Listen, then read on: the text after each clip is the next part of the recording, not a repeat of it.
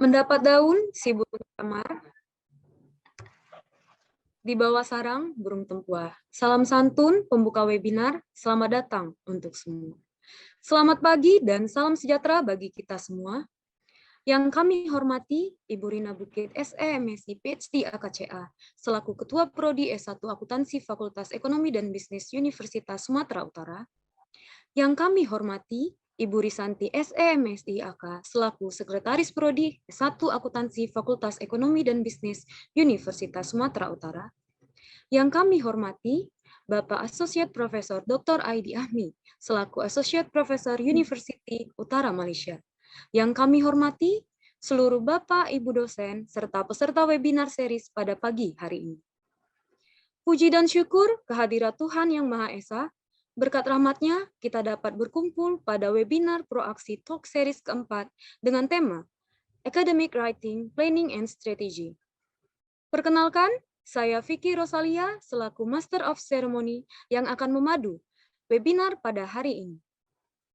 Susunan acara kita pada hari ini dimulai dengan pembukaan yang dibawakan oleh saya sendiri, menyanyikan lagu wajib kebangsaan Indonesia Raya dan lagu wajib kebangsaan Malaysia, Negaraku.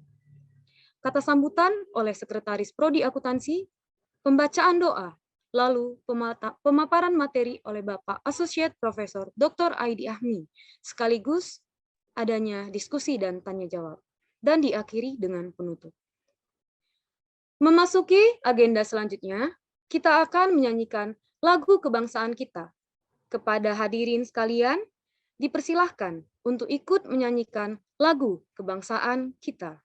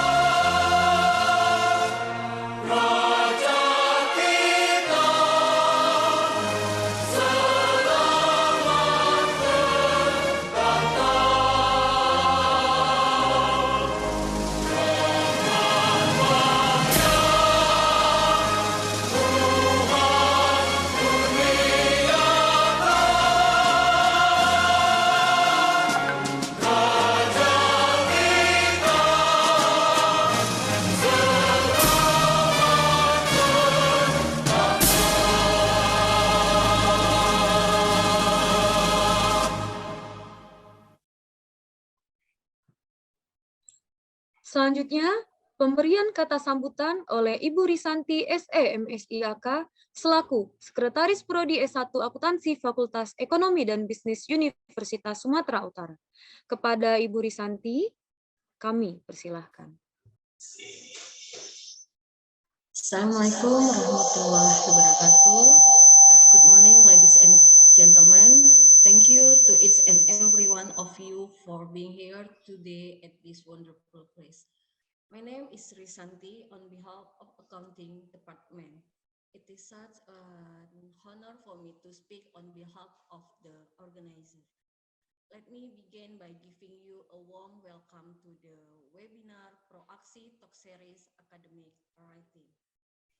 Before we get started, I would like to express my appreciation to the accounting team who generously help us make these seminars come true. I'm very thankful to our special guest speaker, Associate Professor Dr. Aidi Ahmi. Welcome to Accounting Department, Universiti Sumatera Utara. Selamat datang, Dokter. Nice to meet you. Which we respect all lecturer and students who attended this morning's seminar. In today's seminar, we would learn about academic writing. We hope that this seminar will help us to build our thesis. Well, I don't want to take too much of your time. I need to hand over it to Dr. Rina, our today's moderator, to introduce our guest speaker to all of you. I would like to say once more, on behalf of the seminar organizer, welcome to this seminar. It is great to see so many of you here. Assalamualaikum warahmatullahi wabarakatuh. Terima kasih. Selanjutnya, sebelum saya serahkan kepada Ibu Rina selaku moderator, terlebih dahulu kita membacakan doa yang akan dibawakan oleh Saudara Rido. Kepada Saudara Rido, dipersilahkan. Assalamualaikum warahmatullahi wabarakatuh. Selamat pagi, salam sejahtera bagi kita semua. Hadirin yang berbahagia, marilah kita berdoa dan khusyuk agama dan kepercayaan kita masing. Semoga acara webinar pada pagi hari ini diberikan keberkahan dan bisa berjalan lancar. Izinkan saya untuk memandu sesuai dengan adab Islam. Bismillahirrahmanirrahim. Allahumma sholli ala sayyidina wa ala ali sayyidina Muhammad walhamdulillahirabbil alamin. Hamdan syakirin, hamdan na'imin, hamdan yu'afini tapi mazidah. Ya Rabbana lakal hamdu kama yanbaghi li jalali wa ikal karimi wal adimi sultani. Allahumma ya Allah, tiada kata dan rasa yang pantas kami aturkan kepadamu selain syukur kami kepadamu atas segala nikmat dan hidayah kau anugerahkan kepada kami, sehingga kami bisa hadir bersama untuk mengikuti webinar pada pagi hari ini. Allahumma ya Allah, jadikanlah acara kami sebagai majelis ilmu yang diberi manfaat, yang engkau ridhoi, yang memberi berkah, rahmat, taufik dan hidayahmu buat kami semua. Ya Allah, Tuhan yang maha pengampun, Engkau maha mengetahui terhadap kelemahan-kelemahan kami, terhadap kekurangan-kekurangan kami. Maka dari itu, kepadamulah kami mohon ampun pertolongan. Rabbana atina fid dunya hasanah wa fil akhirati hasanah wa qina azabannar. Subhana rabbika rabbil izzati amma yasifun wa mursalin walhamdulillahi rabbil alamin. Wassalamualaikum warahmatullahi wabarakatuh. Selanjutnya, kita memasuki acara inti, yaitu pemaparan materi oleh Bapak Associate Professor Dr. Aidi Ahmi, selaku Associate Professor Universiti Utara Malaysia, yang dipandu secara langsung oleh Ibu Rina Bukit, M.Si, Ph.D, AKCA, selaku moderator kita. Kepada Ibu Rina, waktu dan tempat kami persilahkan. Thank you, Mrs. Putri Rosalia and Mrs. Risanti.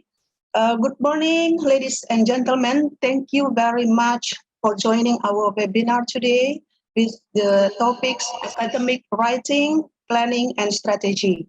I welcome our speaker, namely Associate Professor Tis Dr. Aidi Ahmi from Universiti Utara Malaysia. Welcome, Prof. I'm Rina Biar Bukit, M.Si, M.Si, Ph.D, AKCA, the head of Accounting Study Program as the moderator of today's webinar.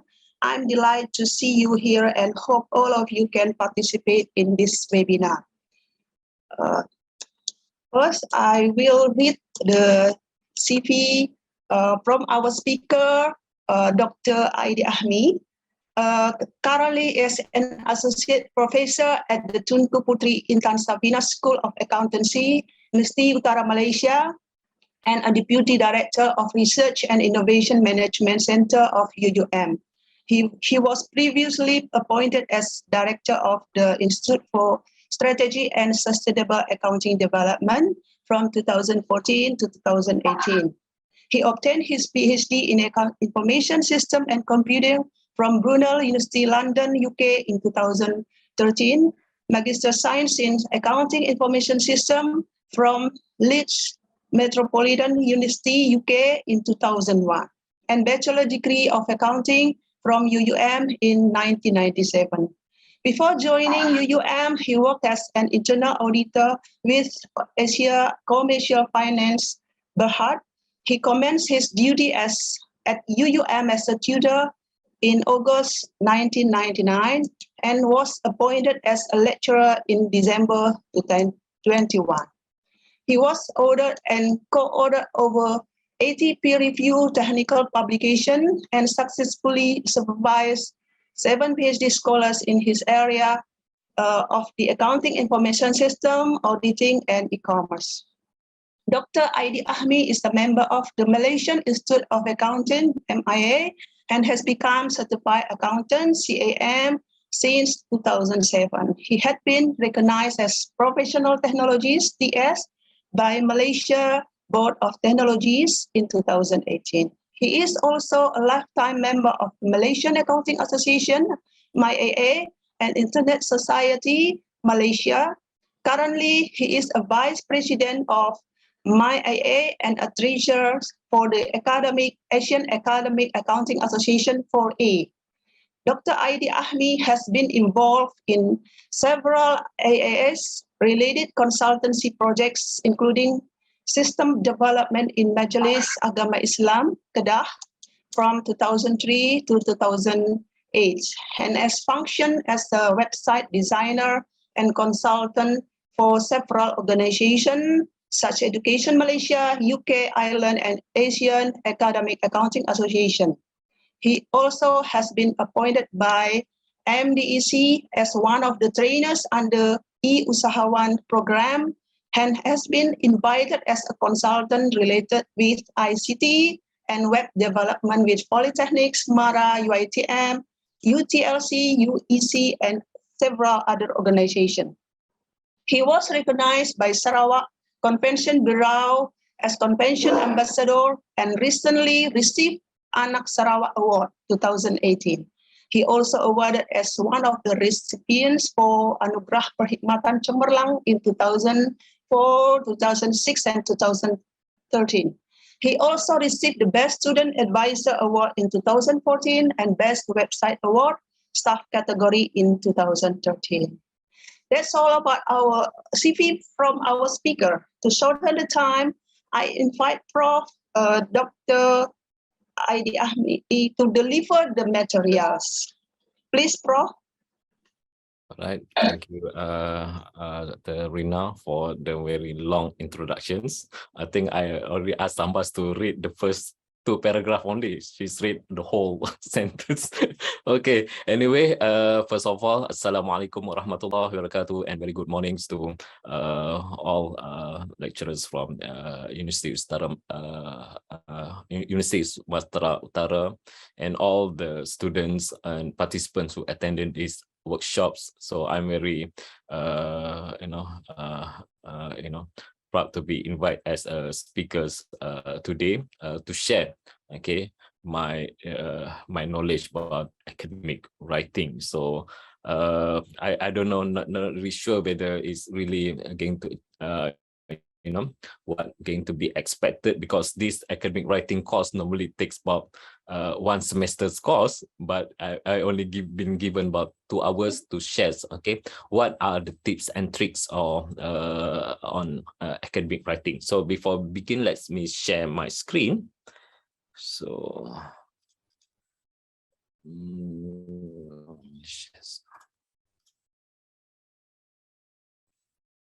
okay, I really hope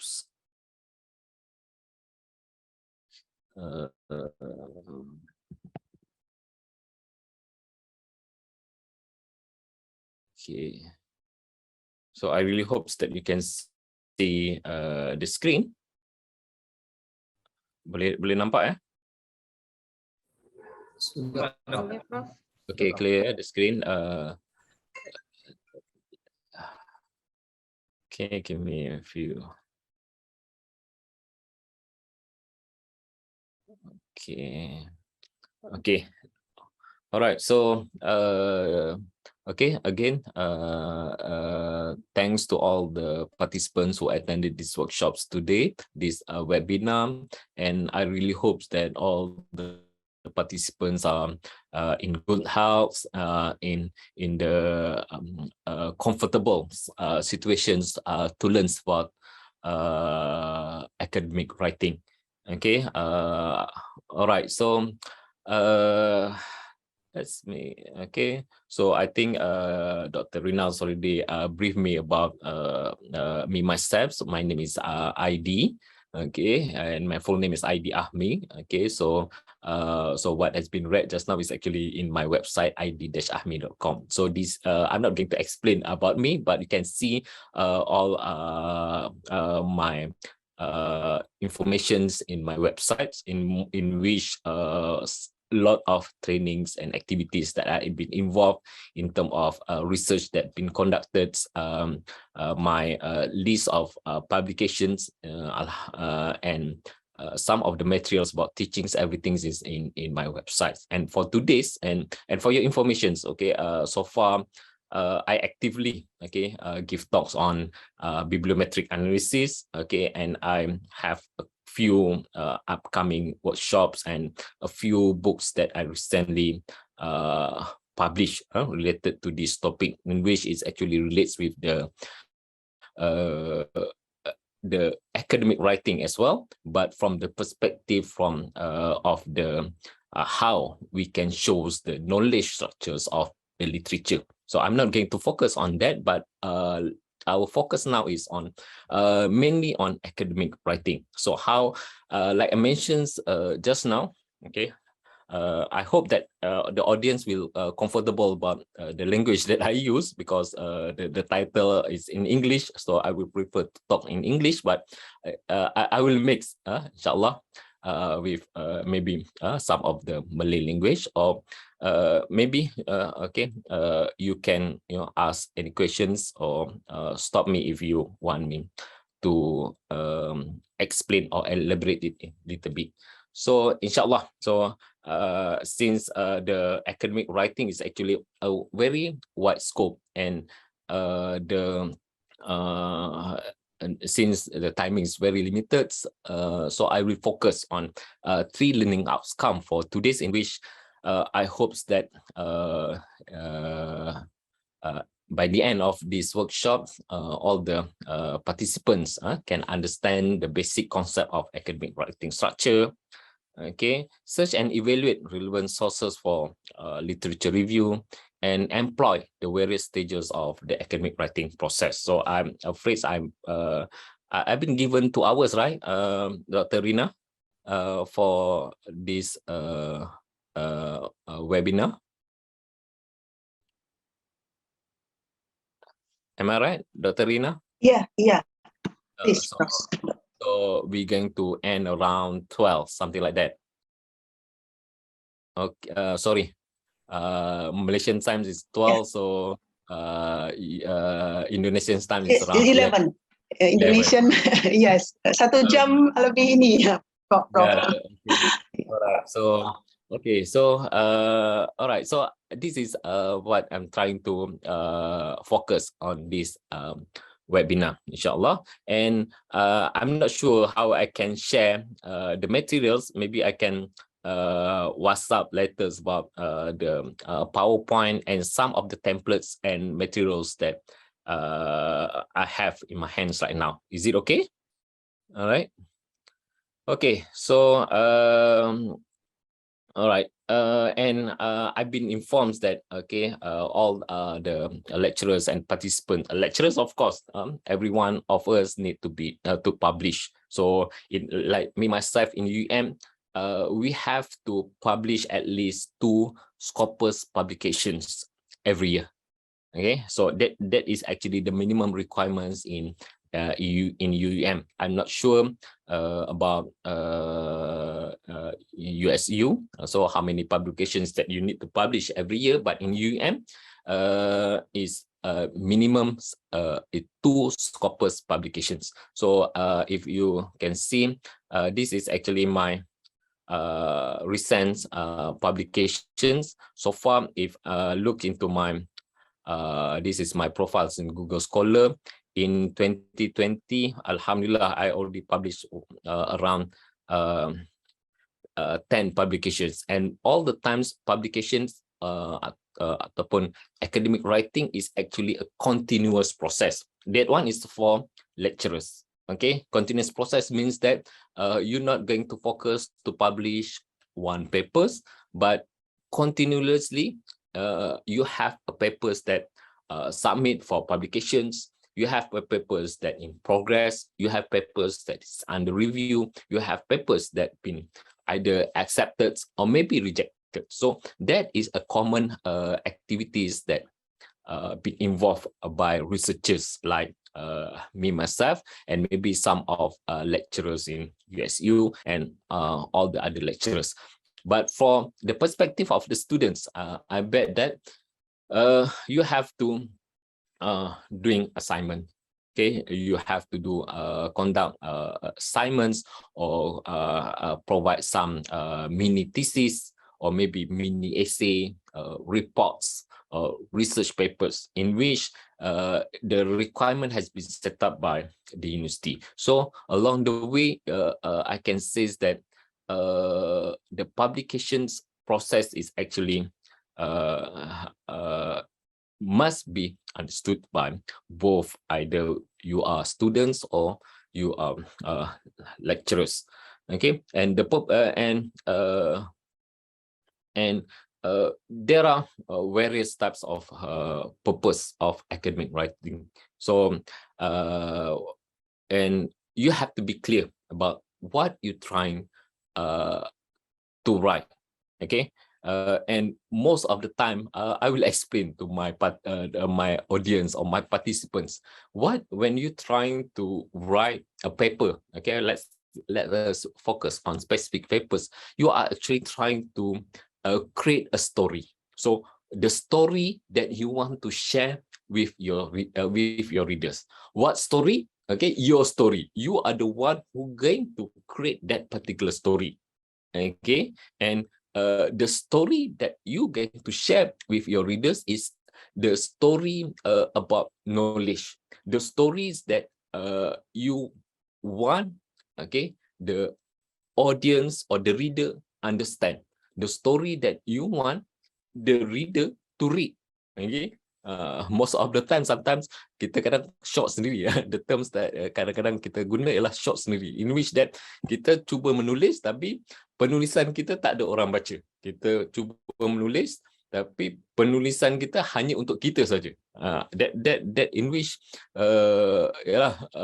we trying to write, tapi the impacts ataupun the knowledge that we going to deliver mungkin not going to reach even read by the readers, by any audience. So make sure that in the first place you have to set the niat, okay, about writing. So what are the purpose that you try to focus in your writing? So first of all, you want to share the knowledge, and the most common reasons to write is to report a piece of research the writers have conducted. So you want to report the outcomes of the research. So you conducted some interview. So you get all the informations, then you going to report it, or you conduct a very simple survey, then you want to report it. So you report the outcome of the research. So that outcome is a research is actually is the knowledge that you're going to share with the readers. The in academic fields, we call it as a contributions to the body of knowledge. So that knowledge is actually, although it's a small knowledge, but very meaningful to the academic fields, to that particular group of people who share same interests. So maybe not all is going to read it, but at least a group or some part of the community of the research can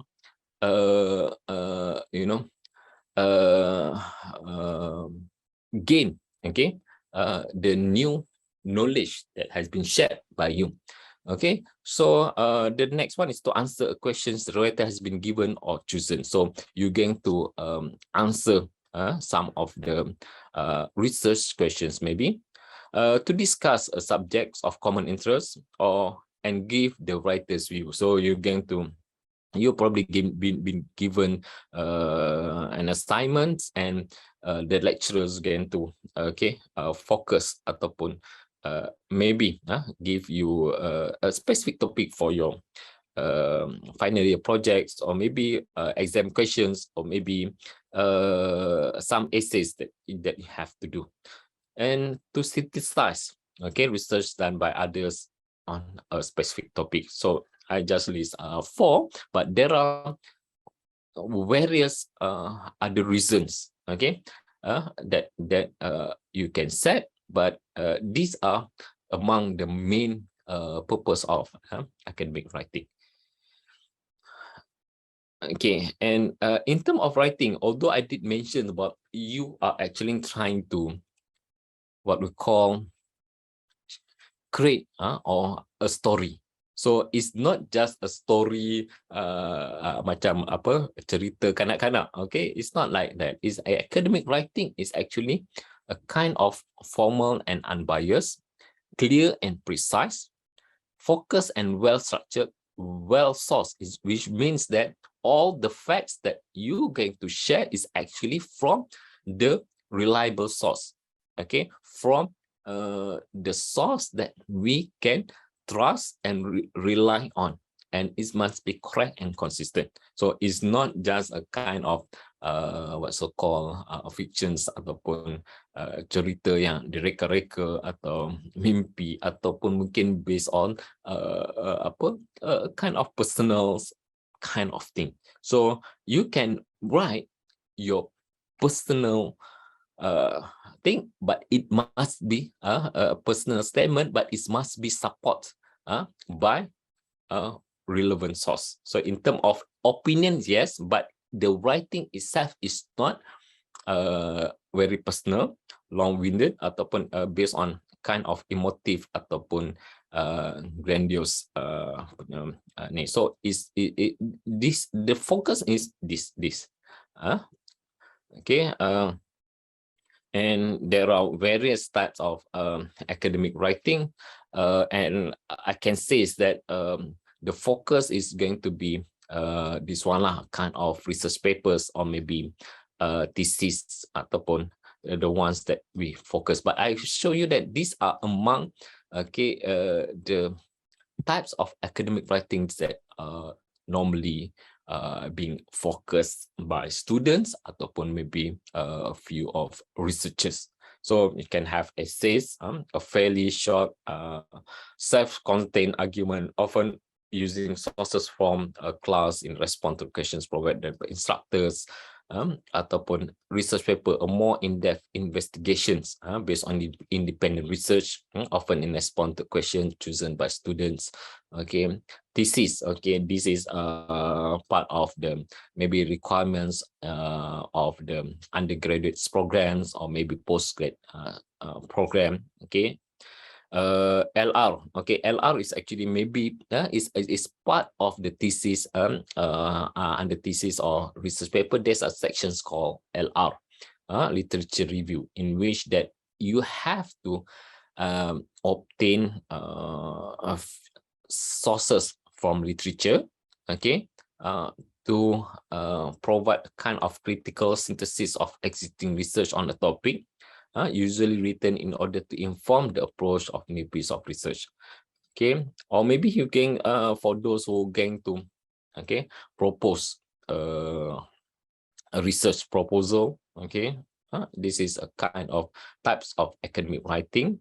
A lab report, so it's been involved about lab experiments, or annotated bibliography, a list of source references with a short descriptions or evaluation of each source.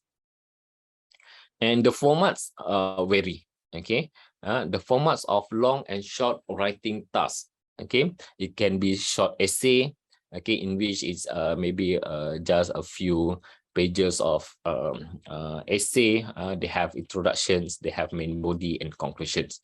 So long essays probably have introductions, kind of LR, case studies atau discussion, conclusions, reference, and appendices. So this is the structure. Okay. And dissertations and journal articles. So you must have abstracts, list of content, ataupun table of contents, list of tables, list of figures. So introductions, they have LR. So this is the things that common things that been focused in research papers ataupun final year projects, thesis, or maybe kind of dissertation. So you have this one is a must. Okay, and this is going to be the focus of this webinar. I'm trying to explain a little bit on how you can draft your introductions. Okay, how you going to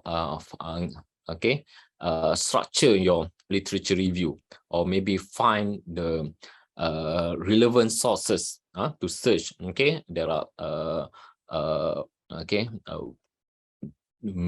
thousands or even I think a million of sources out there that you can search. Okay, but how you going to get the relevant ones to support your writing? Okay. I will explain a little bit about methods. And in UEM, I actually also teach a research method class. So this part is actually if you conduct a research, okay, this part is very crucial. Okay, in terms how the methods has been involved in order for you, okay, to produce the results or share the results and findings related to your topics, the discussions of the result, findings, and conclusions. So this is, I can think, the focus of this webinar, inshallah. The features of academic writings. There are no fixed rules of the layout of academic writing. So I just Google's the USU USU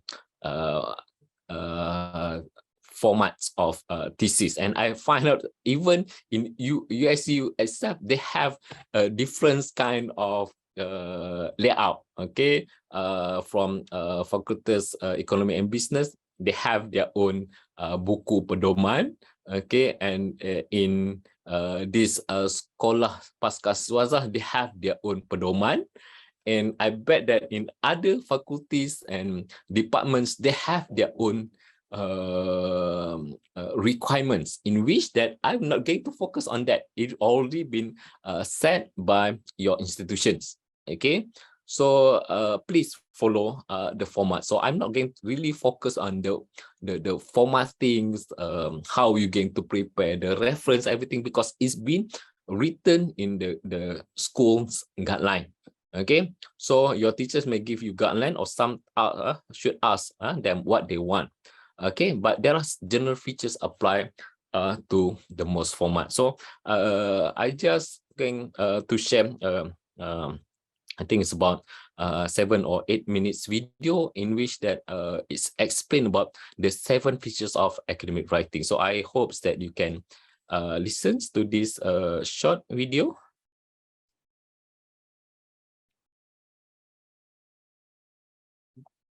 There are 7 different features that we'll look at. Academic writing should be structured, Boleh dengar evidenced, video? critical, precise, Okay. balanced, objective, and formal. So let's begin by looking at structured.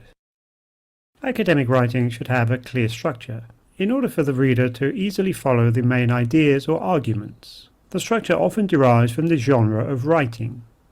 For example, reports will usually begin with an introduction, followed by a method section, a results section, and a discussion section.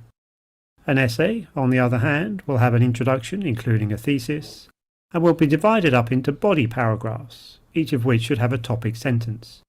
And it will finish with a conclusion, probably containing a summary. These are the most common genres of academic writing, but there are also many others, for example, literature review, dissertation, research proposal, and so on, each of which has a different kind of structure. Being well structured also means that the writing should be coherent. In other words, there should be a logical progression of ideas. It should also be cohesive. In other words, the different parts are clearly connected, for example, by using reference words and transition signals. Being well structured also means we need a clear focus. So for the academic writer, that means you need to understand very clearly what you're writing about and why. It also needs careful planning before writing. In some ways, you can think of academic writing as being like a house. The door is the introduction that leads in, and then each room is like a different section or different paragraph which serves a different purpose. Now, if you were building a house, you wouldn't just start building, you would plan it very carefully first. And the same is true for academic writing. Without careful planning, it won't have a very clear structure, and it will be very difficult for the reader to follow the ideas. So the second feature of academic writing is that it should be evidenced. This means opinions and arguments should be supported by evidence, in other words, facts, reasons, examples, statistics, citations. Let's have a look now at an authentic academic text. This is the introduction to an article about dengue fever. Dengue is a major global problem in many parts of the world, causing epidemics throughout the developed and developing countries. So this is a fact. And the fact is strengthened by the citation, Bart et al. 2013. In Thailand specifically, frequent outbreaks in all administrative provinces of Thailand due to, so this is giving the reasons, vector breeding conditions and hyper-endemic nature of the virus. And this causes significant impact on public health resources. This is a fact. Again supported by a citation, Xu et al. 2019. In Bangkok alone, a recent 2017 outbreak resulted in over 4,000 case counts being reported in a single month. So that's a statistic. Again supported by a citation, Ministry of Public Health 2020.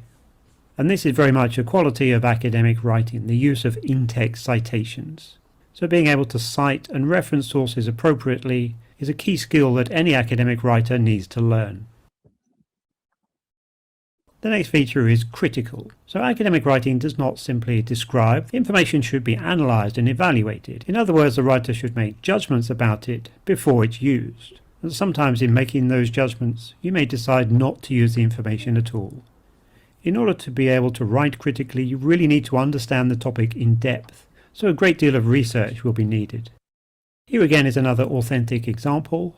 While the studies in Table 1 have employed both quantitative and qualitative methods, all were observational.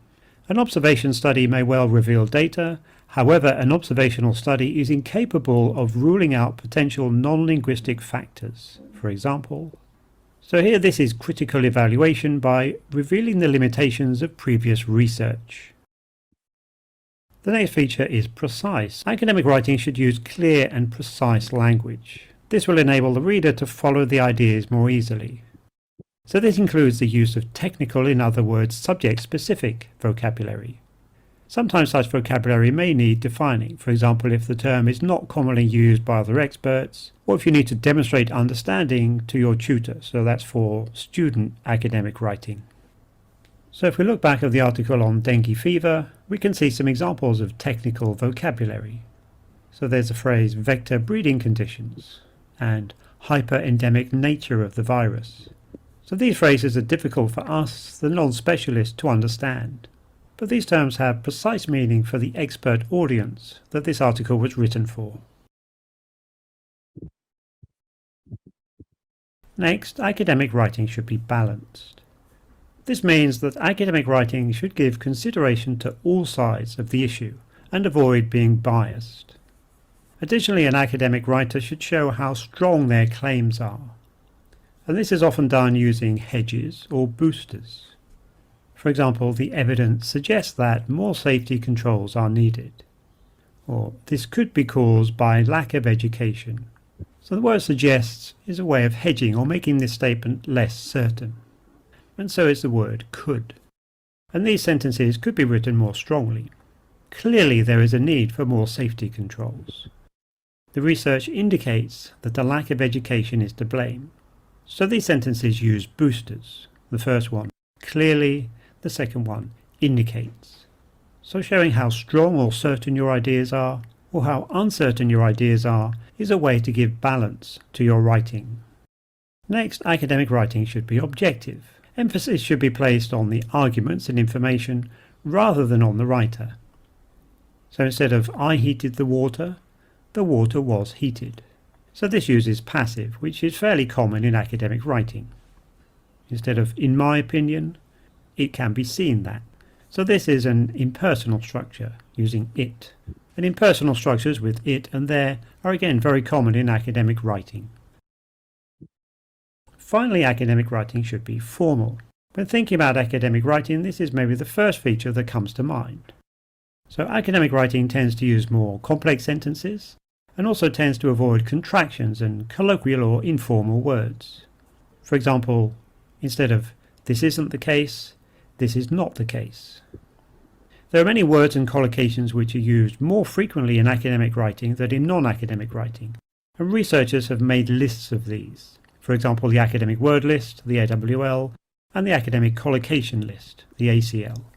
For example, instead of there are lots of reasons, there are a significant number of reasons. Instead of conditions changed a lot, which is not very formal, there was considerable variation in the conditions. So both of those examples use more academic vocabulary, including words from the academic word list.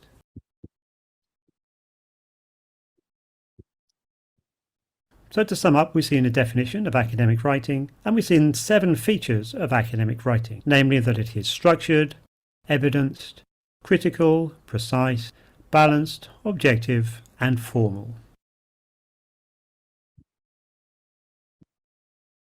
All right. So this is a very short videos that explains, briefly explains about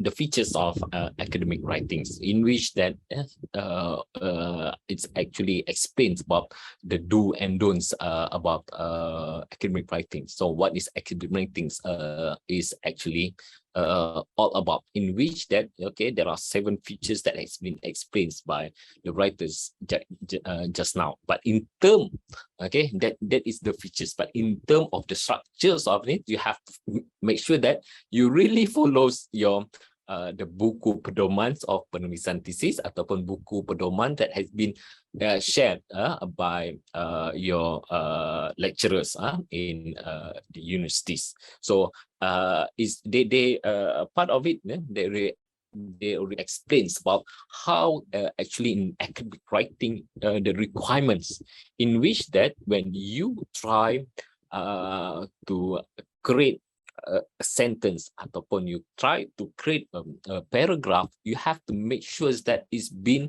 supported. It's not been supported means that you gather the informations, the knowledge from the literature, in which I will explain about it later.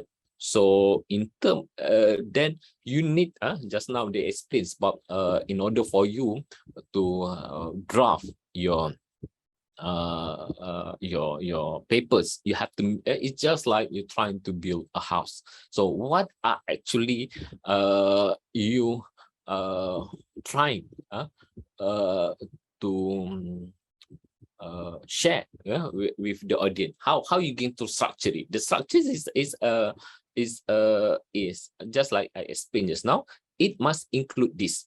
Okay, this one. If these structures in research papers, for example, this is a must. You should have introductions, you have LR, you have to have methods, and then results and finding, discussions, and conclusion. So these structures, this part of the I can say heading. So in maybe if you are in thesis or dissertation, instead put it as heading. It may be the chapters of your thesis. So if it's short thesis, is probably a kind of heading, heading 1. And then there's going to be a subheading within this, and in the big or longer documents ataupun thesis and dissertation, you probably in chapter 1 is introduction, chapter 2 LR, chapter 3 is methods, chapter 4 result and finding, and maybe you can combine discussions with result or findings, or maybe you combine discussions and conclusions.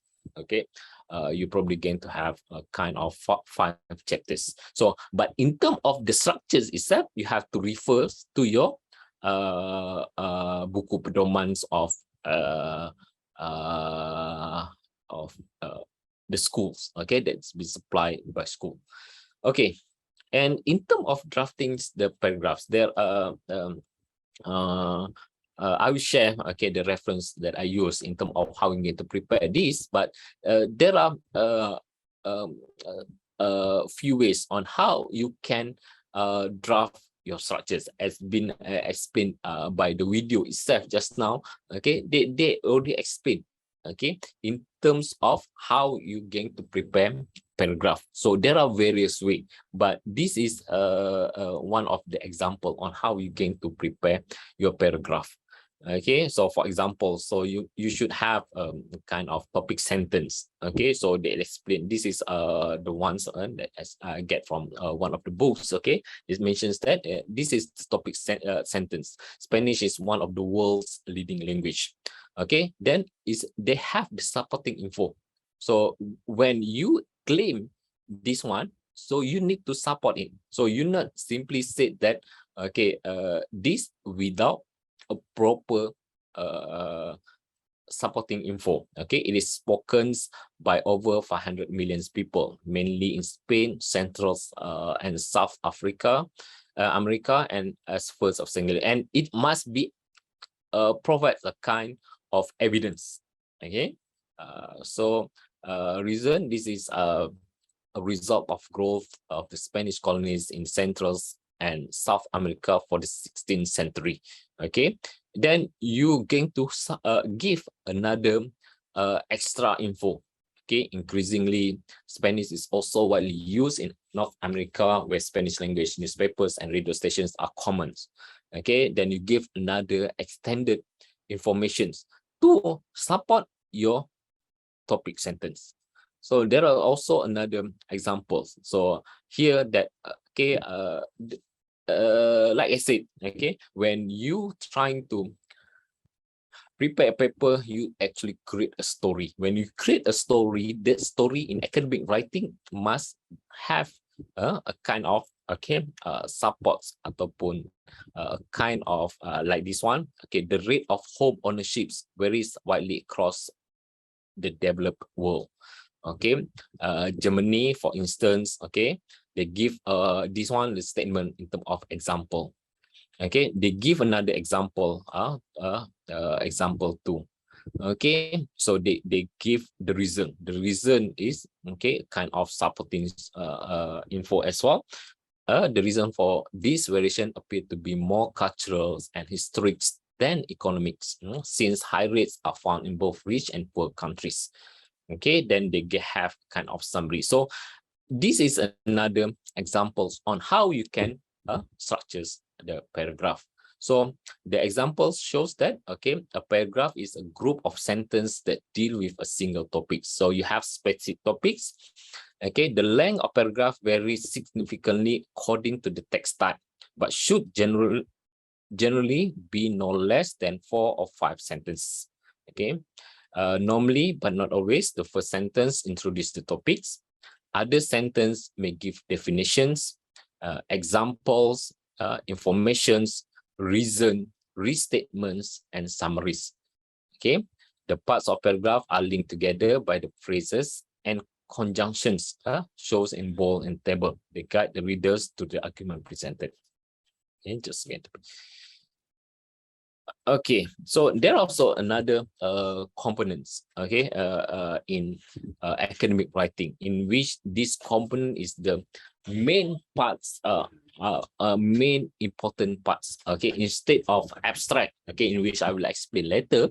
Okay, the ones that going to be firstly read by the readers, especially by the examiner ataupun reviewer, or maybe your lecturers, is introductions part, ataupun those who are not within your areas, but those who first time going to read it, the ones that going to make them read the whole content is introductions. So if you introduction is not attractive enough, so they're probably not going to read the rest. Maybe, I don't know. Okay, but it depends. Okay, on the way on how you going to attract the readers read your papers, and in which that the introductions components is can be includes definitions of any unfamiliar terms in the titles, maybe your personal opinions on the subjects of the essay. Okay, you probably need to mention some sources you have read on the topics, provocative ideas and questions to interest the reader. Okay, suitable quotations from a famous authority. So some things that you're going to get a quotations, then you gain, okay, to just like it mentions earlier, to attract, okay, the readers to read for the contents of your paper. Your aim and the purpose of writing. This one is actually kinds of main parts. So in which that when you write a paper, so this is a very, very important. Otherwise that you probably going to write too many things in your papers, maybe. Okay, you need to make sure that you have the aim and the purpose of writing. Okay, in my workshops, I always mention about this. Okay, and to make your papers more focused, you need to draft the research questions based on your purpose ataupun aim of the research. Why? Because otherwise you probably end up with writing too many things in it, in which not really align with the objective of the paper. So for example, you're trying to focus on one thing, okay, but you end up with, okay, things that not really align with the aim of the papers. So this one is you have to make sure that you are clear about the aim. Okay, the methods is maybe, so this is actually a kind of components that normally found, but what I'm can suggest, okay, like mentioned here, there's no standard patterns of introductions, since much depends on the type of research you are conducting and the length of your works, but this is the common structures. So you have definitions of key terms, relevance, background information. So okay, you're probably going to have a problem statement. This one is is in thesis is actually required. If you're going to submit in high impact journal, Q1 journal, for example, you have to make sure that you are clear to the editors and reviewers of the journals about why the papers that you're going to produce, okay, is really important and needed to be published. So that is the main part. So I can say that I publish a lot, and I submit. I get quite a number of rejections for my publications, in which that I, of course, okay, you may be frustrated with the rejections, but it's actually built you, in which that you know what are the requirements from the perspective of the high impact journal. This is what they really want. Okay, they want to know that, okay, why your papers are really important to be accepted or to be published in their journal. So this is actually part that what so-called importance by the readers.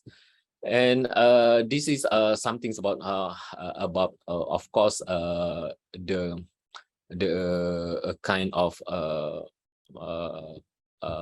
the argument to support your problem statements, ataupun something the arguments for you to make sure that you knows the gap. There are possibility that, okay, the same topics that you're going to propose is already been published by others, okay, in which you need to cite their works and explain about what are the gaps ataupun what are the things that has not been covered by previous researchers but going to be covered by you. Okay, so in which this is important, because I tell you this because I already recently, okay, my papers has been under review, okay, and the reviewers requirements is very high in terms of the way on how you develop this kind of problem statements.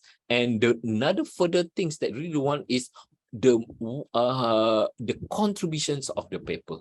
What are the important contributions of your research paper, mainly to the readers of their journals, to the readers of their the research community. Okay, I recently submit to one of the the AIS type of journal, accounting information system. My area is actually from accounting information systems, and I teach currently programming, database, and system analysis and design. Although I also from the accounting school, but we have a program called Bachelor's of Accounting Information System. So my main focus is on the accounting information system. So that is actually one of the my targeted journals. But the requirements to submit to that journals are very high. So in which I share with you right now. Okay. And this one I already explained just now, the purpose or aim of the papers. It must be there. And this is what actually I suggested. Okay. Research question, which is based on the purpose. And in order for you to develop the research questions also is need to be strategized. You cannot simply say, okay, develop the research questions. Previously, I just list, okay, based on this, what so-called, based on this, the aim of these papers, okay, we have okay, listed this research question. So I show you one of the example of my recent publications. Okay, let's see these papers. Okay, this is in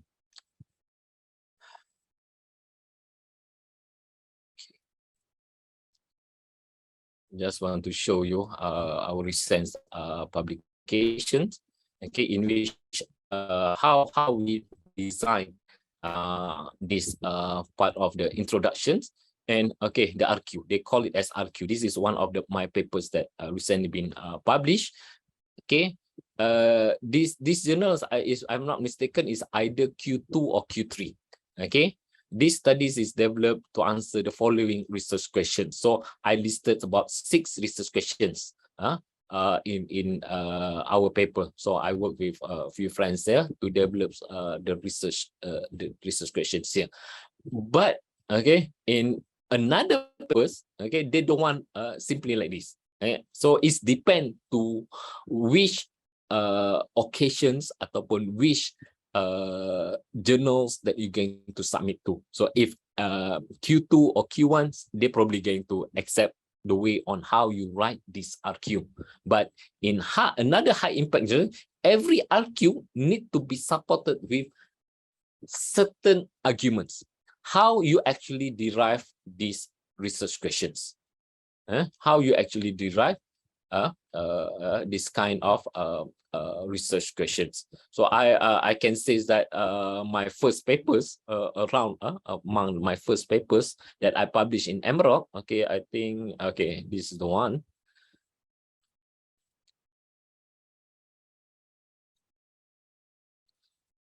This is my first papers that I published in MROC. The way on how you develop this RQ. Okay, so both is MROC.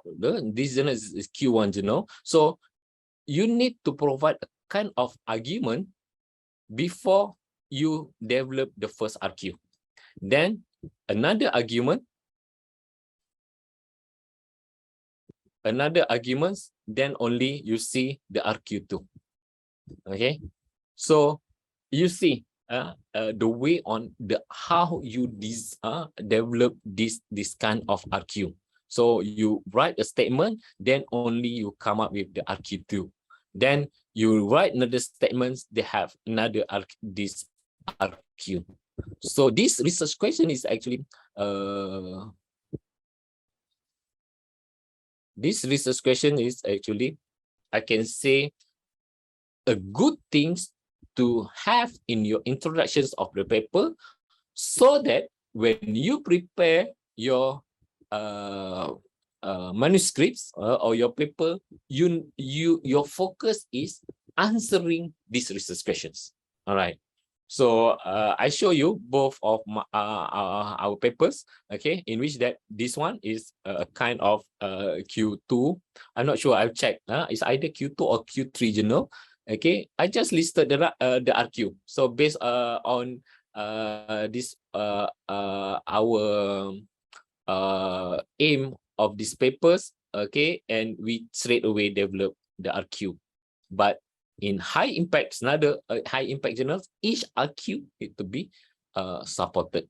So this is the way on how okay, like I said earlier, is the requirements is varies among journals or the evaluator or maybe the examiners of or reviewers of the papers, and maybe a kind of outline of the papers. So this one is how you can design the output. So these papers is structured as is follow. So this is the kind of common thing. So maybe for in terms of your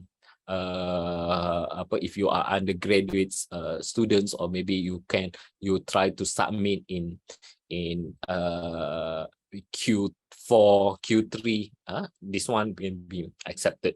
So if you're going to submit in Q1 journals or other high impact journals, the requirements or the approach is a kind of little bit different. So this is how we can design the introductions.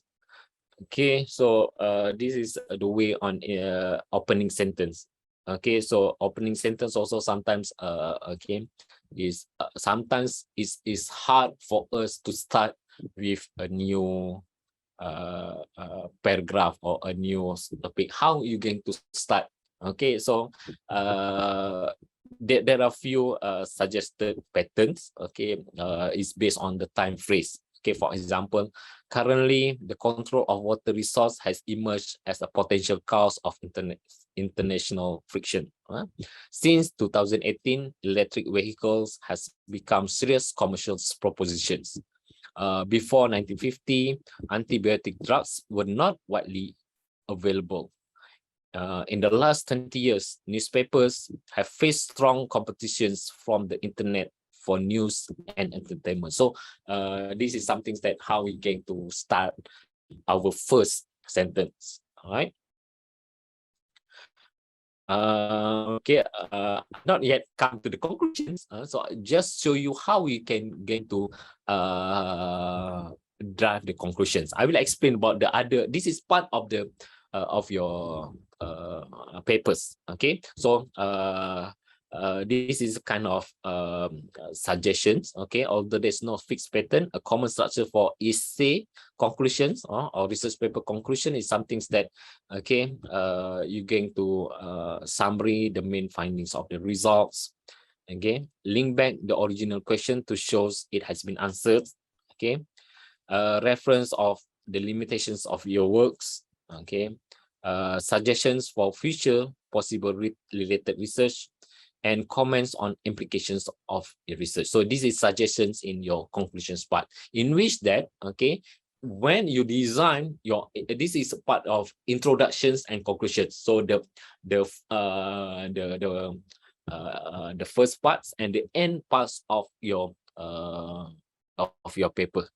Okay, so no fixed patterns, but this is what comments or what I can suggest if you're going to write your conclusion. So you know that in introductions part, what you should have, and in conclusions part, what you should have. Okay, so the first and the end parts. So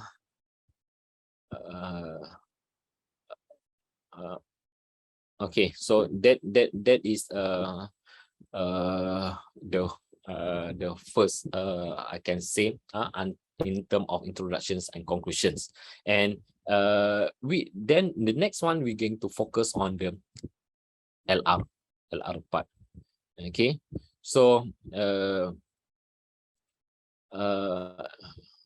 literature review. So this is the in academic writings ataupun in research papers, this part is actually the important parts to support your papers, of course. So of course, when you want to write research papers, it must be you must refer to the relevant source or some of the literature, okay, in which that, of course, when you not like mentioned, that it must be evidence in which that in order for you to write a papers based on certain topics, okay, whatever topics, maybe in accountings or business or in whatever areas that it come from, okay, you have to make sure that you have looks into the previous study, you looks into the literatures that has been written in the past. Okay, so when you write thesis, dissertation, research paper, you will likely to have to conduct a literature review so to situate your research within existing knowledge. So the literature review gives you a chance to demonstrates your familiarity with the topics and its scholar context, develop a theoretical frameworks and methodology for your research, positions your works in relation to other researchers and theories, shows how your research address a gap and contributes to a debate in which that, okay, if the things that you are, the research that you're going to conduct, okay, it's already been conducted by others, why you still want to conduct the similar research? Okay, so you need to make sure that in order to support, okay, your research in which that you still want to proceed with that particular research, although it's been conducted by others, it must be a gap, okay, or a room in which that, okay, some particular knowledge has not yet been discovered. Okay, although you're not going to focus on the research ataupun the findings that has been done by others, already found by others. So okay, it's going to be kind of redundant. So we don't want to have that. So you have to make sure that you clear about the gaps. You clear about, okay, although it's been conducted by others, okay, there are still, okay, that has not yet been discovered. Okay, what are the things that are not been discovered is actually gap in which you need to make sure that you clear about it. And evaluate the current state of research and demonstrate your knowledge of the scholarly debates among the topics. So how you are going to write a literature review? So this kind of this is quite challenging. So this is I'll give you the links of this page later. Okay, how to write a literature review. The first things is search for relevant literature. So this and evaluate sources. This one is actually a kind of challenging among researchers. Okay, and you have to make sure that the process has been conducted thoroughly. Okay, so make sure you search for literature, evaluate sources. Okay, identify themes, debates and gaps. Okay, based on sources, outline the structures and write your LR. Okay, search for relevant literature. So in academic writing, so you have to make sure that the type of source that you obtain are from the academic field as well. So you can get it from the scholarly publications, from the journals, okay, from popular source, okay, news and magazine, okay, professionals or trade sources. If you are from accounting, so you maybe looks from the magazine ataupun sumber from in Malaysia we have Malaysian Institute of Accountants, so they provide magazines every month, so that is from the professionals body. And I bet that in Indonesia also they have a kind of these sources from books ataupun book chapters, in which most of the time we can obtain from the library, conference proceedings, government documents, thesis and dissertation. So in my case, okay, I always have a few sources that I use as a benchmark for me to prepare my manuscripts. So for example, in order for me to prepare these manuscripts, I have another manuscripts that I follow the way on how the previous manuscript has been prepared. So I'm not really develop it from scratch. Okay, there are other articles that I follow. The topic is actually different topics.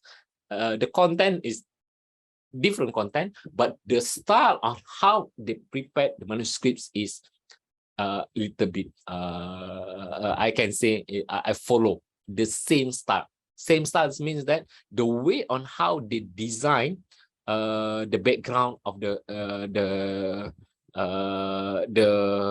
and development of research question. So I get one of the papers that published in the same journal, okay, different topics, but the way on how they structures the background and development of research question is always is almost similar. I mean the style.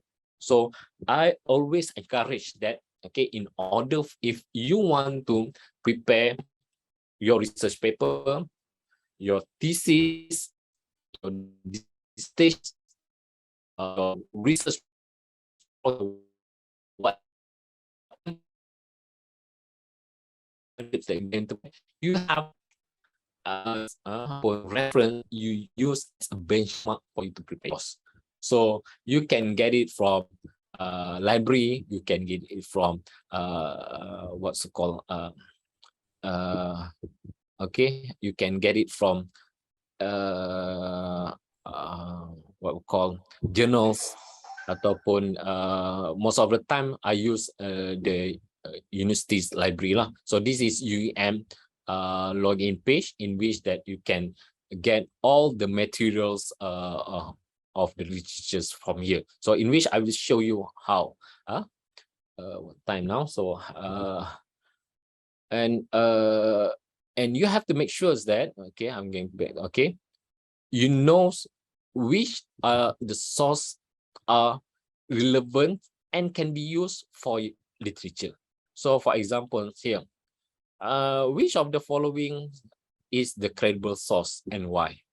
Okay, due to time constraints, I actually want to have a kind of activities that every one of you can what so called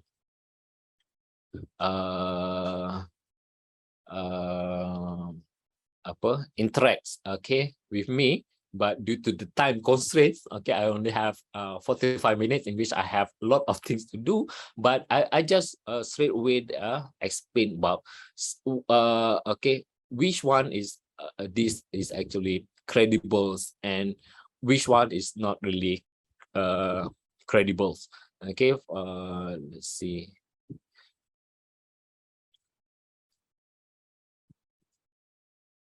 Where is it? Wait a minute, second. Okay.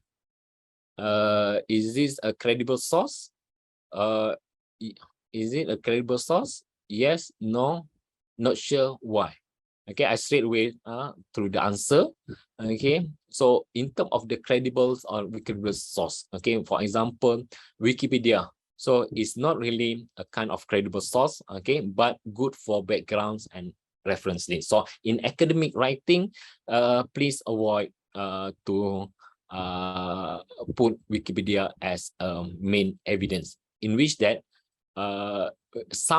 most of the articles in Wikipedia is actually refers to the other source. So you need to make sure that you find that original source, not from Wikipedia.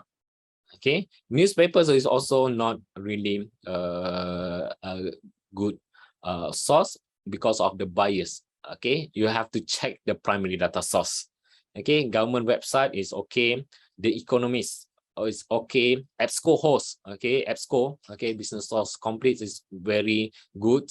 Financial Times is okay. This one, Office of National Statistics, okay, is okay. BBC News website, okay, good for background but very biased. A lot of what so called news websites. Some of that can be relied, some of that depends. Okay, TED Talks, okay, yes or no depends on speakers. Okay, if the professor is from Harvard, maybe yes. Okay, but depends who are actually give that particular talks. Okay, Harvard Business Review, yes. Okay, okay, most of the time I can say Harvard is actually kind of credible. YouTube, okay, same as TED Talks, okay, not credible. Lecture notes, course books, yes. Okay, but better to source original source. Okay, business insider blogs, Chinese journals, or okay, it depends. Okay, the New Scientist, Google Scholar, okay, okay, business WorldCom. This is about be careful of .com or the .org website. You make sure that whether it's going to be reliable or not. Okay, but did not really recommend. Okay, okay, this LSE, London School of Commerce. Okay, so it's can be relied, is credible. So this is a kind of okay credibles and sources that you can maybe can follow. I will share these materials later, inshallah. Okay, academic search engine. Okay, most of the time, okay, we can use Google Scholar.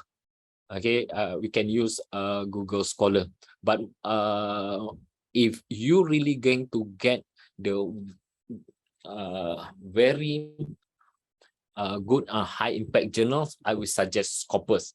But I just named that USU didn't have access to Scopus, but I think can show you. So there are a few things to search. Okay, this particular techniques in terms of searching the document is must you need to everyone need to know about how going to search.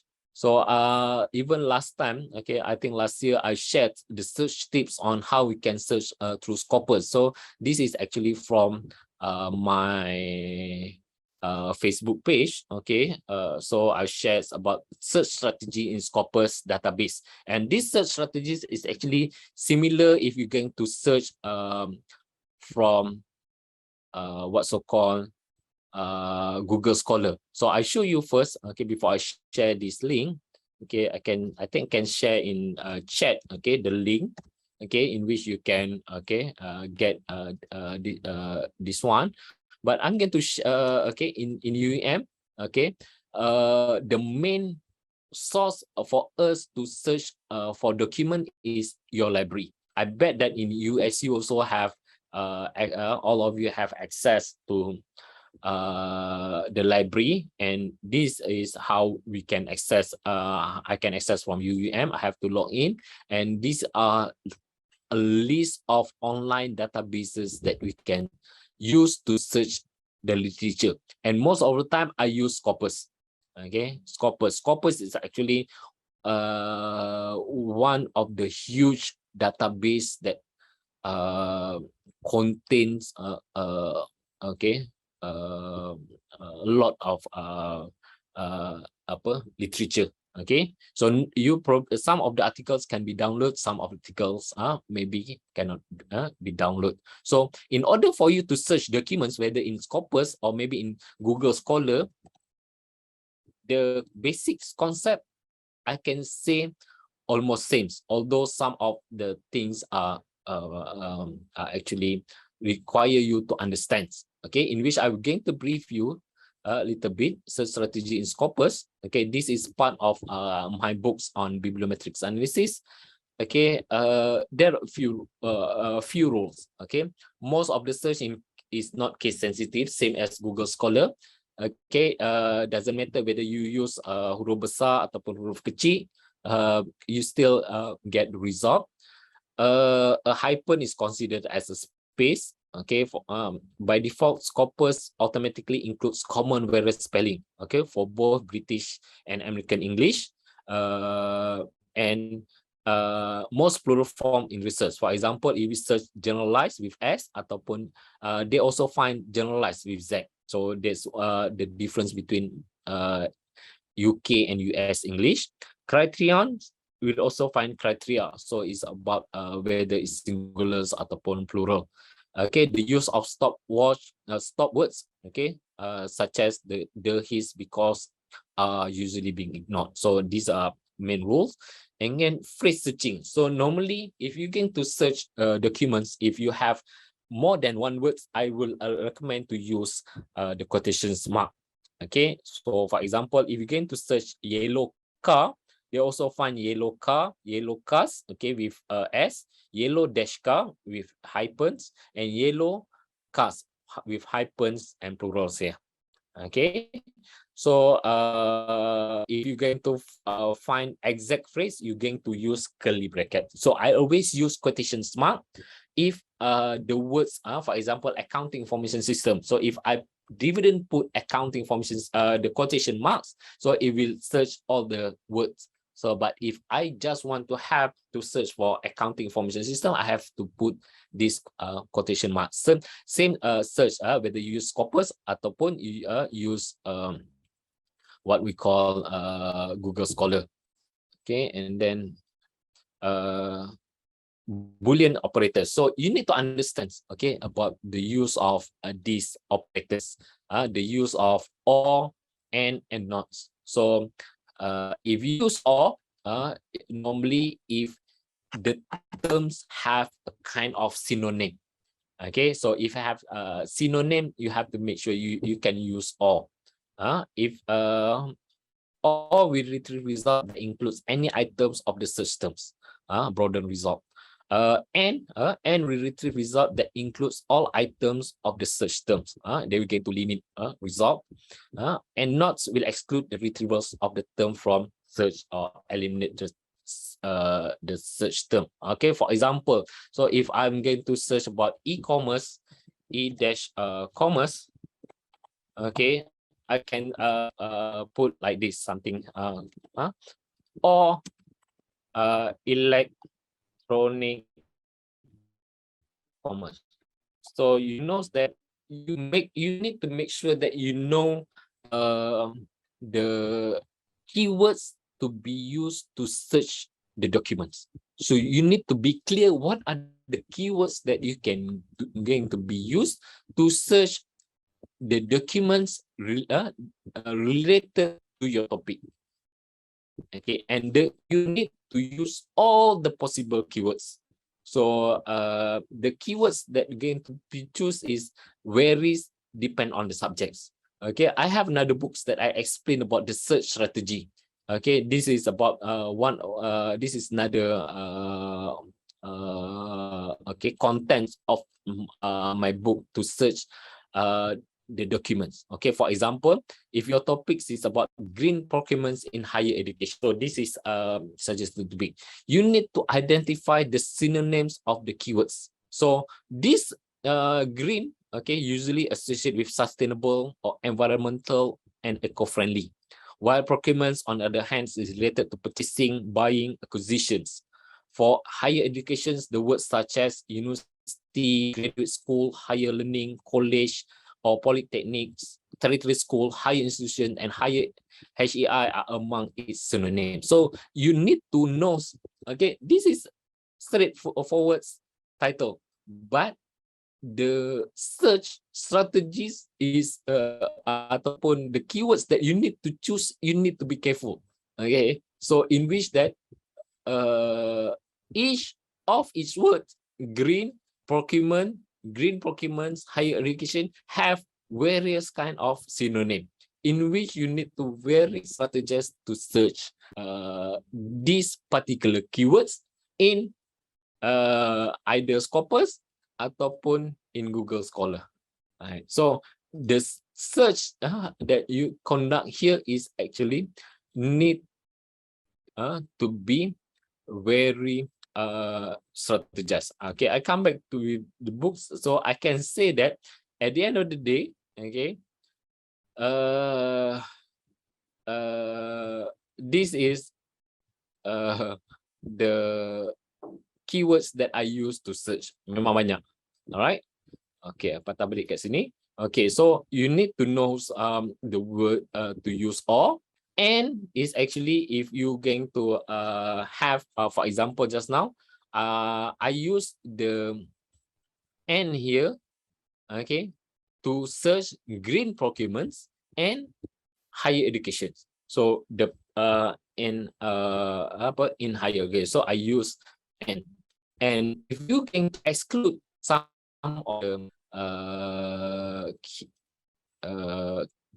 keywords, you can put and not. Okay, so they will exclude or retrieve the terms from the search, so eliminate some of the terms. All right. Wildcard, okay, this one is I think only apply for in Scopus. So if you use wildcard symbol, question marks, it will find like this. Woman will find women's ataupun women. So if put question mark here, if you put asterisk, okay, sustain will find sustain, sustainable, sustainability, sustainments, and so on. Okay, everything's that come with here. So you need in every search engine that you use, you have to know, okay, the tips and tricks here. Okay, otherwise you probably not really going to find out what you're trying to look for. You can also use proximity operators, in which that, okay, for example, if you use option within and words or precede by, okay, it will find out the different way of searching. For example, text W6 reform will find text reform. reform of income tax, reform of personal income tax. All right. While if you search green pre/3 building, we find green buildings, or green public building, green office building, green roof in university building. So these strategies is actually need okay to be understand by the authors. Okay, so this is actually the tips to search in Scopus. So if I search same things the way on here, okay, you can search within, okay, the good things about Scopus, you can search within article title, or maybe article title, abstracts and keywords. Okay, if you going to use it within what's so called, let's say if you're going to search e-commerce adoptions, so you maybe if you search e-commerce, the numbers is very huge. All right, so let's say you're going to search e-commerce adoption, so you put and adoption. All right, ini contoh lah. All right, so you see that, okay, you have 500 documents list here, okay, about e-commerce adoptions in the title of the document. So if you search in and let's say adoption, the same search in the Google Scholar is actually, you see that they have 90. This one is search within the full article. So if you want to limit it, you can just put all in title. So you search within the title of the document, and you see the difference is because of, okay, in Google Scholar you have 6,000 plus, in Google Scopus you have 500 plus. This one is 600 plus. Okay, why? Because not all documents that indexed by Google Scholar is indexed by Scopus. Okay. Sorry dokter. Yeah.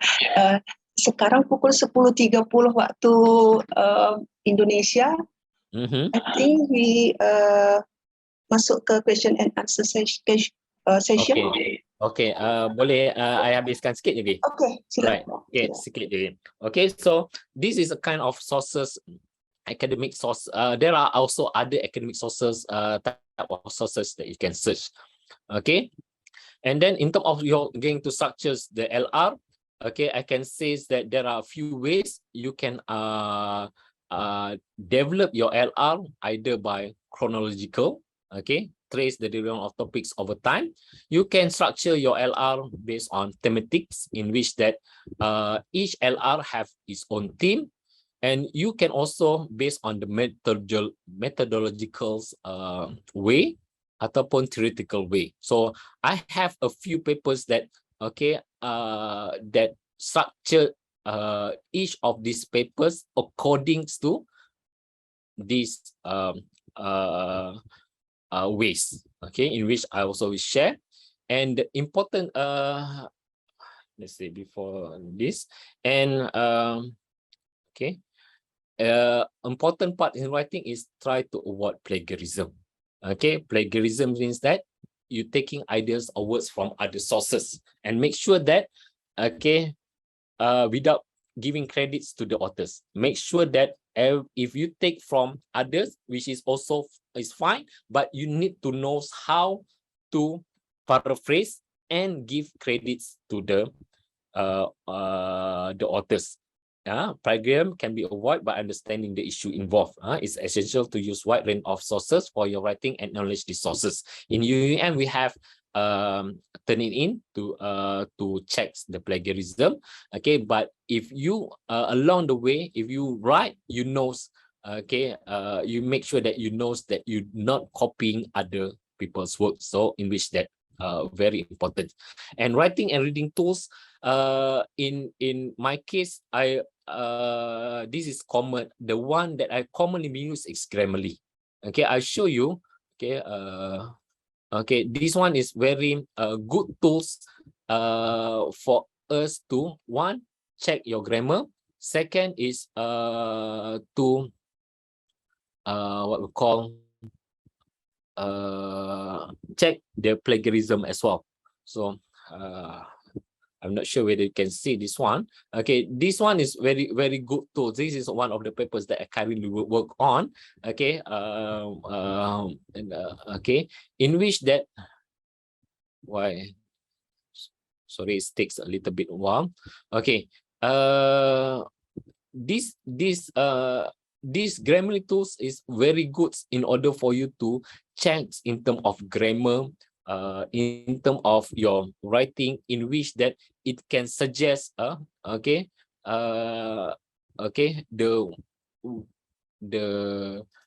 straight away suggest the structures of writing in the way that align with the requirements within academic writing. So I always use Grammarly to proofread my papers. Okay, this is the tools that I can say very good. Cubols is good for paraphrasing, and Scholarly is good for you if you have many papers, okay, to be read. You can use Scholarly, in which they going to help you to summarize your paper. You can just upload it and they will summarize for you. So you can read the things that has been summarized by the tools. So tools, writing and reading tools is actually very good for what's called authors or writers. And I also use for short papers, I recommend to use BibGuru. BibGuru is a reference tool. So I also have actually draft journals articles here, in which that you make sure that you know how to work with Microsoft Word, okay, and use this what we call as they call it as a navigation tool.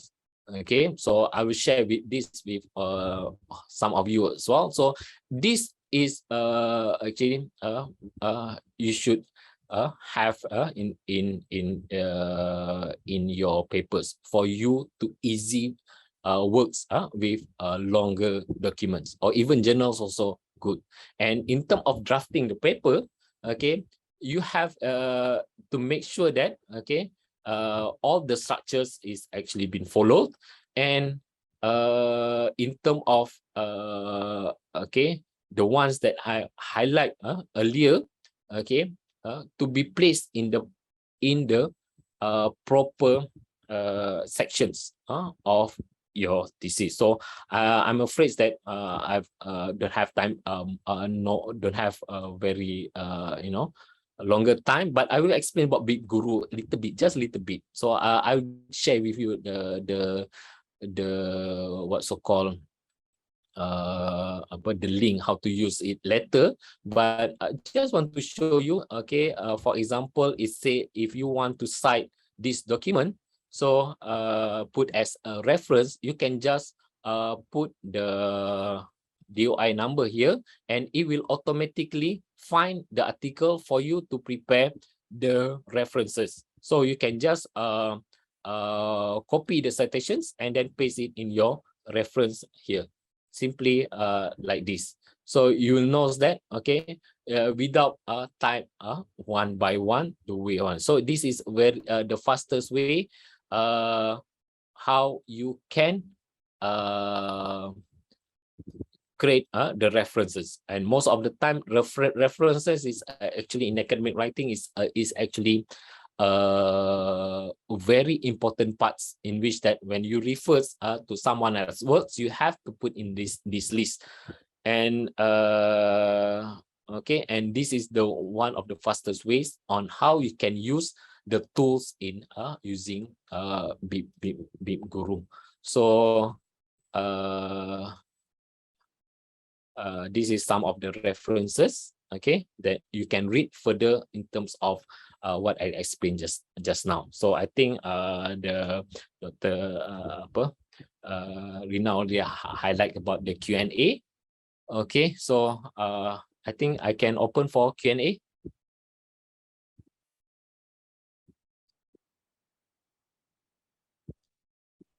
Yeah, thank you very much, Dr. Aidi Ahmi. Now it's time for question and answer session. Please, all the participants, lecturers and students, if you have questions, please tap the raise hand button or type the question at the message box. It can be English or Melayu. Boleh. Okay. Irawadi Barus. Oke, thank you. Makasih Bu Rina. Yes. Makasih Prof. Izin bertanya, Prof. Iya, boleh. Saya menggunakan bahasa Melayu ya. Boleh. Ya. Saya juga melakukan semacam penulisan. Tapi penulisan yang saya lakukan itu beberapa adalah kajian atas kebijakan yang dilakukan pemerintah. Pada saat penulisan itu ada satu pendapat saya yang menyatakan saya berbeda pendapat atas kebijakan yang dilakukan pemerintah. Example gini. Pada saat pandemi pemerintah itu memberikan semacam tax insentif, ya tax insentif tidak mengenakan salah satu barang kena pajak itu dibebaskan. Barang kena pajak itu dibebaskan seperti pembebasan atas pembelian unit baru sehingga PPNBM-nya itu 0. Ya PPNBM 0. Tetapi menurut saya sebagai penulis, kajian atas kebijakan itu kurang tepat. Karena apa? Karena pembelian unit baru itu tidak menyentuh kepada seluruh level masyarakat yang pada saat pandemi itu sangat membutuhkan basic need, ya itu. Pada saat hal ini saya menulis semacam implikasi atau semacam perbedaan saya berbeda pendapat dengan kebijakan. Saya menuangkannya itu di bagian mana ya, Prof? Untuk hal ini. Izin bertanya itu satu. Yang kedua, sumber penulisan saya ini kan terbatas lebih kepada APBN. Jadi karena ini kebijakan fiskal yang dilakukan pemerintah Indonesia, saya lebih banyak melihat kepada aktual pencapaian APBN, pencapaian pajak dan seterusnya gitu. Apakah perlu ini saya sajikan juga sebagai keterbatasan informasi bagi penulis? Oke. Itu aja, Profesor. Terima kasih. Alright. Okay, the first one is about the perbezaan pendapat. Okay, dalam in academic writings normally that I use, kita merujuk kepada literature. Okay, in which that bila kita berbeza pendapat, which is fine, okay, to be raised in your writing, but you need to have support. Okay, support your arguments with the literature. So make sure that although I can say is that we not always agree with what has been said by the government, or any other people. So in which that perbezaan pendapat tu is normal, common. But in order for us to argue our differences, we have to make sure that we have a supporting documents, supporting literatures to support with our argument. So that is the very important part. You cannot raise whatever things that you feel, but it's that need to be support with literature.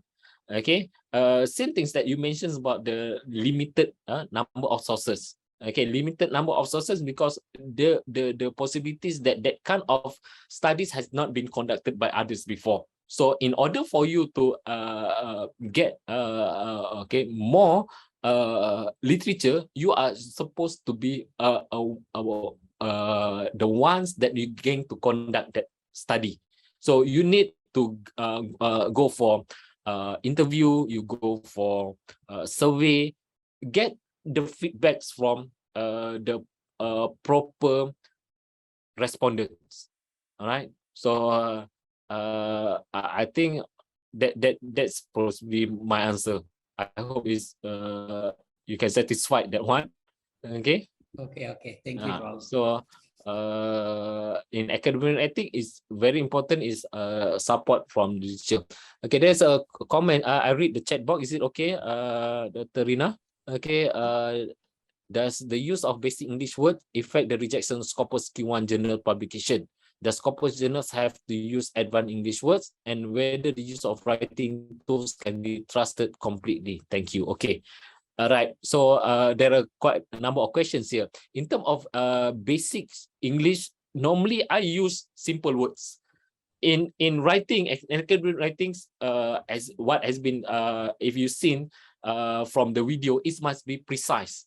Okay, you're not going to write a kind of poems, a kind of bahasa yang berbunga-bunga. Tidak. Okay, we try to use a simple English in which that our statement is very straightforward. My main language is Melayu, bahasa Melayu juga. Okay, so my supervisors, okay, always use keep it simple. Okay, use simple English words. Okay, so as long as the message arrive, should be no problem. Does corporate journals have to use advanced English words? No, not necessarily. Okay, so I seldomly use advanced. Okay, then whether use of writing tool can be trusted completely? No. Writing tools is just for help us to, for example, I show Grammarly just now. It helped me to detect the error. Okay, error. Okay, you can trust. But in terms of some of the suggestions, you need to reread. So it might not be trusted completely, but you can check, okay, what are the things that has been suggested by the tools and what are actually that you really want to write. So I really hope it's answer your question. Yes, CC Magrifah Rahma. Okay, okay, Nawal ya, boleh saya tahu berapakah muka surat yang terbaik untuk menulis research proposal, dan adakah research proposal perlu mempunyai 6 struktur yang Dr. cakap tadi, bermula intro hingga conclusion.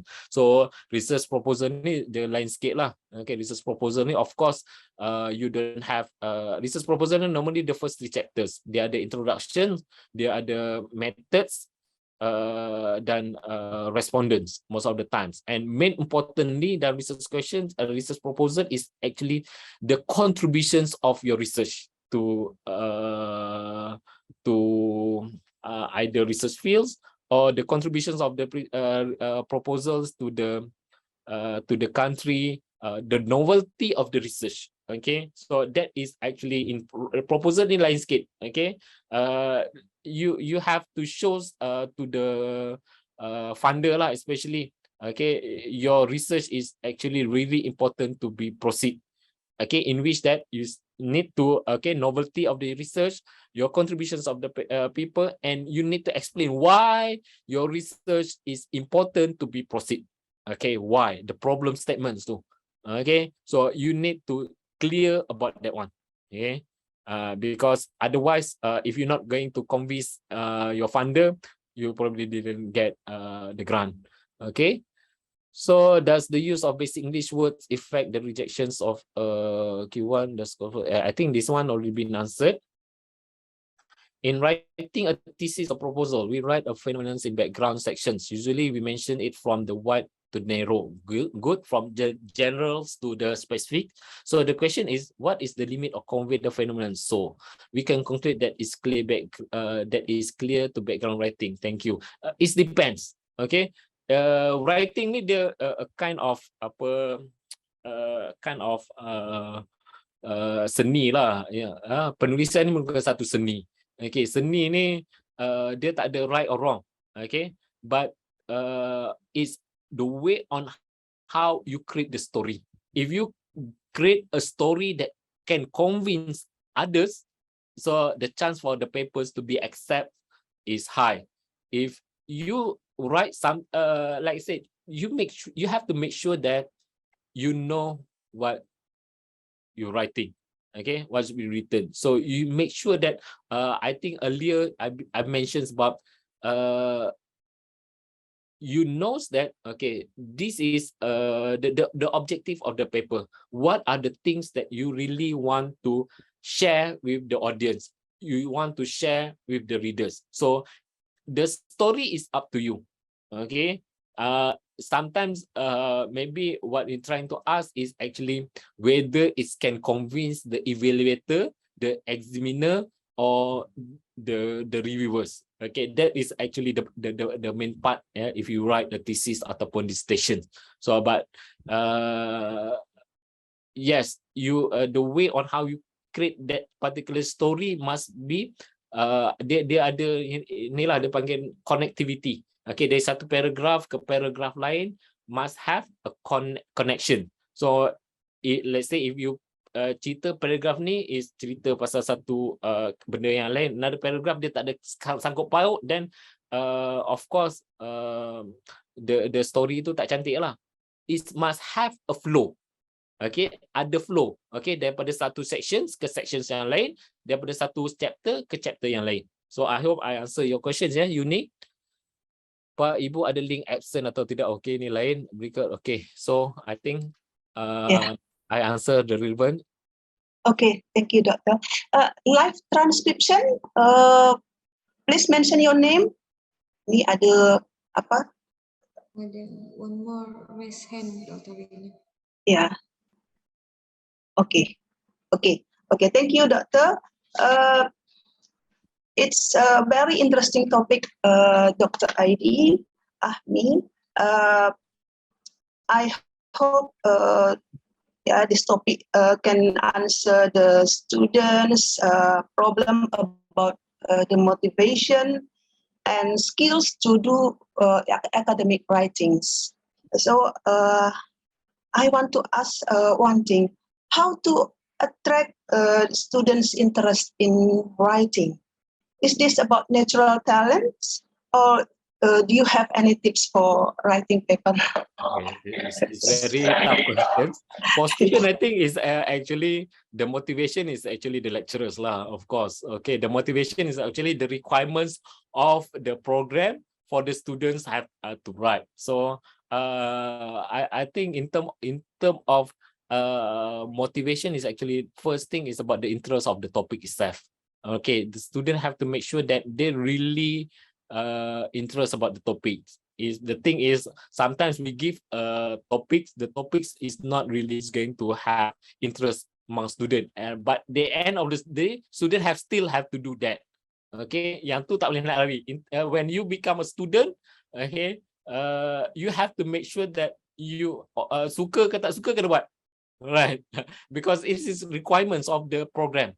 Okay, suka tak suka, you have still have to do it, and then you need to make sure that you yourself have to create the interest about that particular topics. Okay, last time I still remember that one of I have two subjects that I didn't really like. I didn't like economy. Okay, but I scored economy. Okay, subject economy is I have two subject in economy during my undergrad. I don't like that subject, but I still score. Okay. Because of like say whether you like it or you don't like, you still have to do it. And then in terms of reading, like I said, you have to make sure you okay knows where to find the relevant source of that particular topic lah. And yang tu memang kena buat yang for student they don't have choice, but for lecturers, okay, I bet that okay, in term if you're going to conduct a study or research, you have to make sure that okay you know your topic of interest within your ni lah. So in term of motivation, lecturers kena ni lah. But in term of myself, not just students, some of the lecturers also don't have really a kind of motivations to write. Like me myself in last time, okay, I if you look into let me share my screen. If you look into my publications, okay,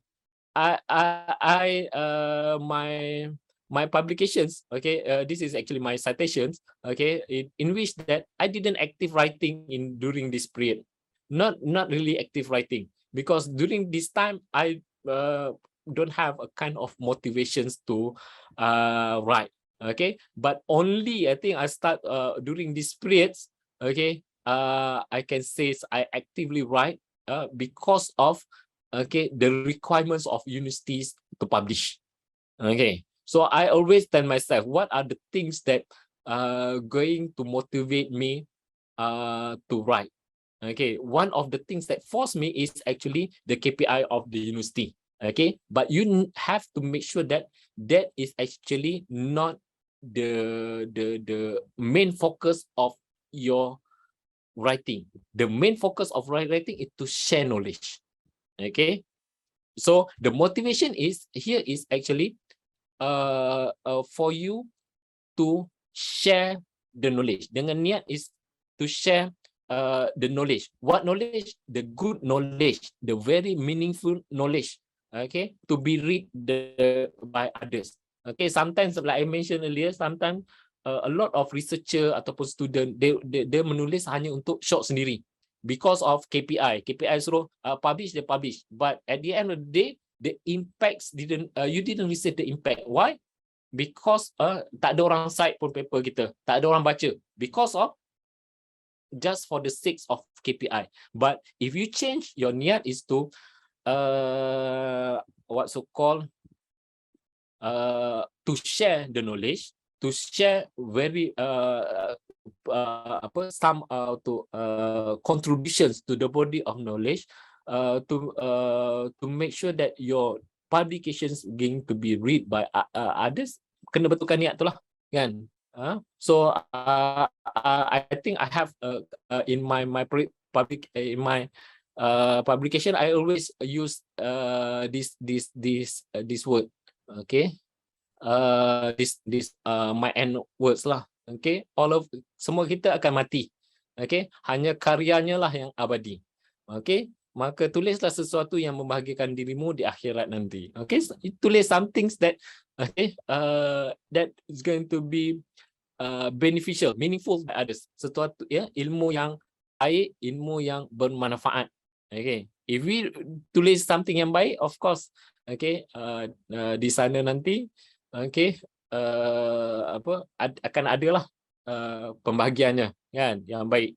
Kalau kita tulis sesuatu yang tak baik ataupun something yang tak elok, of course, tak elok jugalah akan kembali kepada kita. So, adalah sesuatu yang baik, yang mana bila kita mati pun orang akan still cite, okay, ataupun baca penulisan kita. So I think this is actually my motivation, alright. So okay, that is actually the end of my presentation. Okay. Yeah. Thank you. Yang baik dari Allah juga, yang lemah saya sendiri, saya minta maaf. Okay, so I will share all the materials with Dr. Sambas nanti ya. Okay. So he can share with others later, insyaAllah. Yeah. Thank you, Dokter. Jadi setelah ini kena motivate diri sendiri. Ya. Okay. Untuk karena waktu kita sudah nak menunjukkan 11, let me briefly summarize the key points. First, there is a clear difference between academic writings and non-academic writings. Second, in introduction part, there is common points. For example, the definition of key terms, relevant, background, review of works by other writers, purpose or aim of the papers. And third, we need to conduct the literature review, search for relevant, credible, and scientific reference sources.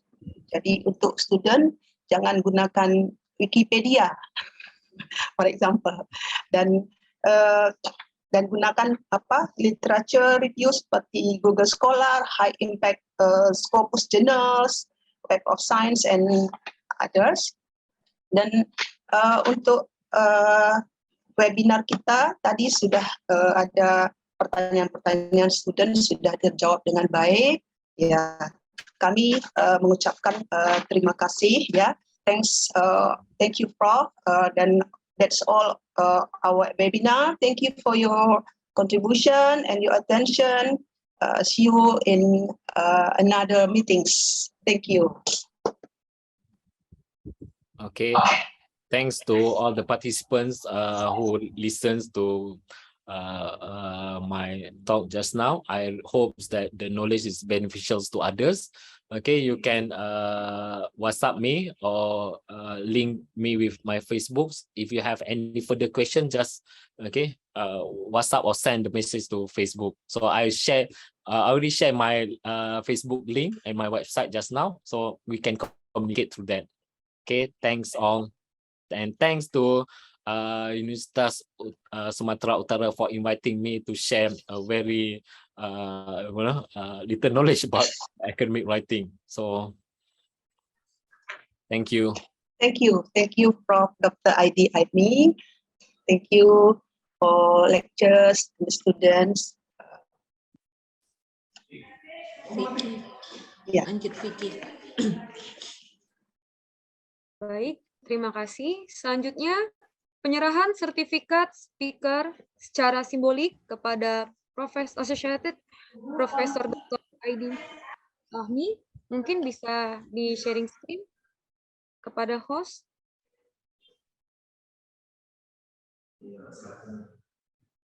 Belum kelihatan.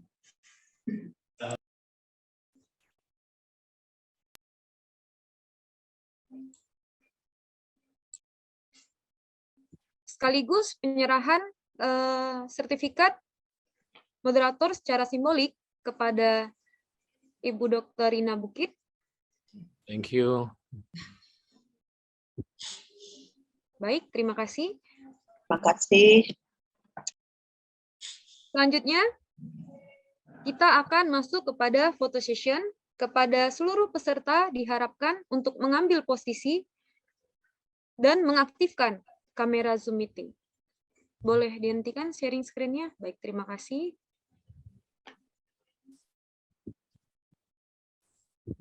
Yang pertama,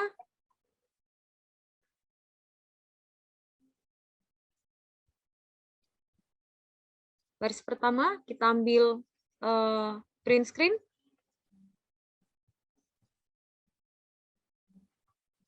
Selanjutnya, baris kedua.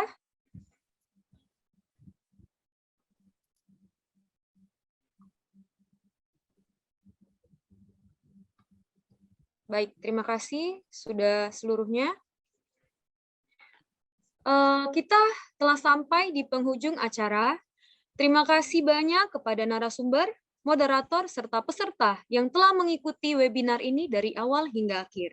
Semoga ilmu yang diperoleh dapat diaplikasikan dalam kehidupan kita sehari-hari. Saya selaku pemadu acara menyampaikan permohonan maaf atas salah kata dan perbuatan.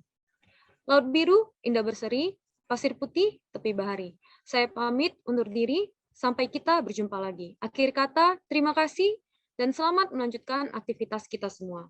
Selamat siang. Selamat siang. Terima kasih Dr. Ya. Aidi. Terima kasih Dr. Aidi. Terima kasih semua. Ya.